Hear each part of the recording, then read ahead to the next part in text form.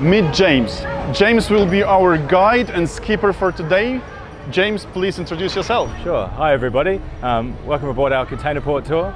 So today we're going to be heading out from the harbour here. We're going to go have a look through Hong Kong Port, one of the biggest and busiest ports in the world. This is our company, Hong Kong Yachting.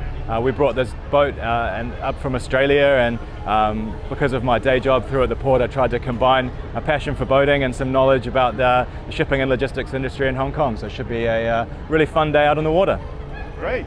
Check the description of this video for the link for Hong Kong Yachting. You can book this tour on that link. Yeah, good morning once again everybody. Welcome aboard our container port tour. Luckily the sun's come out and hopefully it's not too bumpy, so it should be a fun day. So just to give you a bit of background, I think first we'll start talking about the boat. So obviously this boat is a little bit different to most of the other boats you typically go out on in Hong Kong. This is an old crayfishing boat. So my family bought this boat in Western Australia. It's a classic Western Australian crayfishing boat called a West Coaster.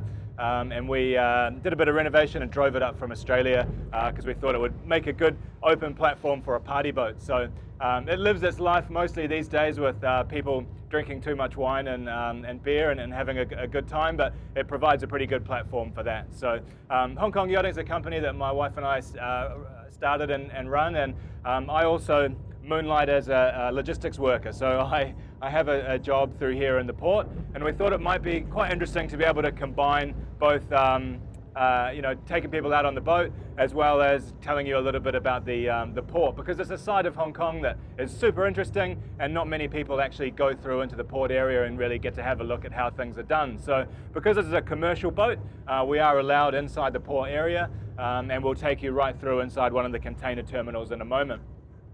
We start our tour out here.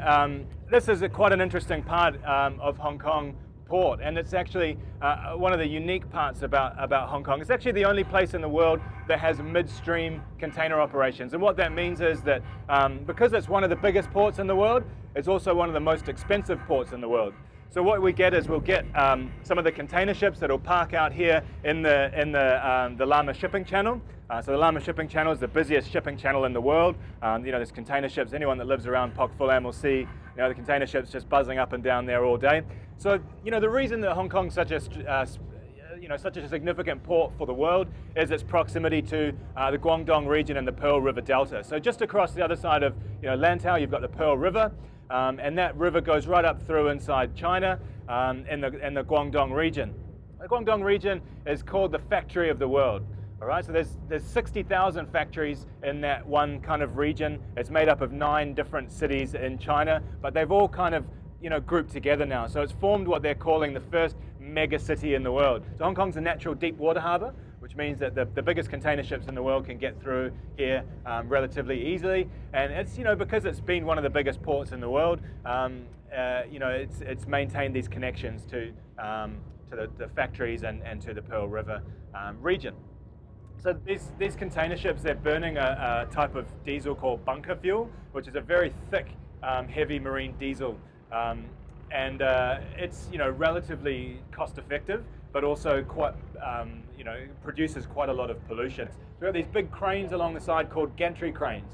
And these gantry cranes run on tracks or rails on the side of the port, and they'll position themselves over the container ship. 9 terminals that make up the port of Hong Kong. There's 4 or 5 different terminal operators.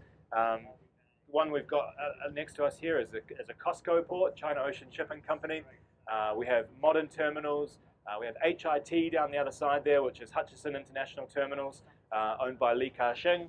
Down the end, we've got DP World, which is owned by the Dubai government, and then modern terminals over the other side. And there's a few joint ventures between them as well. The container ships, they're very heavy, but they've got a massive propeller down the back here that can help to propel the container ship up to 20 knots, 20-25 knots they can get to. So they're not very maneuverable. They're not, and especially in tight spaces. And so they do rely on these tugboats to get them in and out of the port area. And like I say, the biggest container ships in the world can fit up to 20,000 containers at a time. The world record, I think, was set last year by a company OOCL, which was a Hong Kong flagged shipping carrier. They ship 22,000 containers on board at one time. So Hong Kong, as one of the biggest ports in the world, is also one of the most efficient ports in the world. So the average turnaround time for a container ship here is 10 hours, which is pretty quick given the size of, the average size of container ships here is larger than it is in other parts of the world. So the shipping lines are paying per container that's moved and also the amount of time that they're spending here. And as I said, it's one of the most expensive ports in the world, so they're really wanting to reduce the amount of time that the container ships are spending here in the port area. So actually the building I work in here is this grey building just behind us. This is the ATL Centre. I'm going to bore you with some facts about that now. So it's actually quite an interesting building. It's actually, when it was built, it was the largest building in the world by square feet. There's 11 kilometers of road inside the building. So you can see the big spirals that go around. It's basically 13 floors of warehouses. So massive warehousing space. Do a lot of consolidation and that kind of stuff in this part of the world. So what that would mean is that a company will be working with 10 different suppliers here in China. They'll ship all of the products to our warehouse here, and then we'll manage splitting those products up into containers and sending those containers to different areas rather than having to send full container loads to the destination country.